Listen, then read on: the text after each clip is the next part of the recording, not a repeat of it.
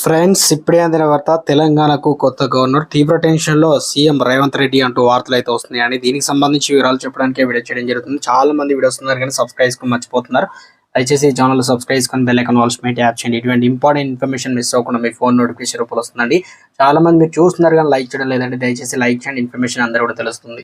తమిళసై సౌందరరాజన్ ఇవాళ తెలంగాణ గవర్నర్ పదవికి రాజీనామా చేశారు. ఈ మేరకు తన రాజీనామా లేఖను రాష్ట్రపతి ద్రౌపది ముర్ముకు పంపించారు. ఆమె ప్రత్యక్ష రాజకీయాల్లోకి రానున్నట్టు తెలుస్తుంది. ఈ క్రమంలోనే తమిళసై బీజేపీ తరఫున చెన్నై సెంట్రల్ లేదా తుత్తుకుడి నుంచి ఎంపీగా పోటీ చేయనున్నారని తెలుస్తుంది. పుదుచ్చేరి లెఫ్టినెంట్ గవర్నర్ పదవికి సైతం తమిళసై రాజీనామా చేశారు. గవర్నర్ పదవి చేపట్టడానికి ముందు తమిళనాడు బీజేపీ చీఫ్ వ్యవహరించిన ఆమె ఇప్పుడు అదే రాష్ట్రం నుంచి లోక్సభ బరిలోకి దిగనున్నారట.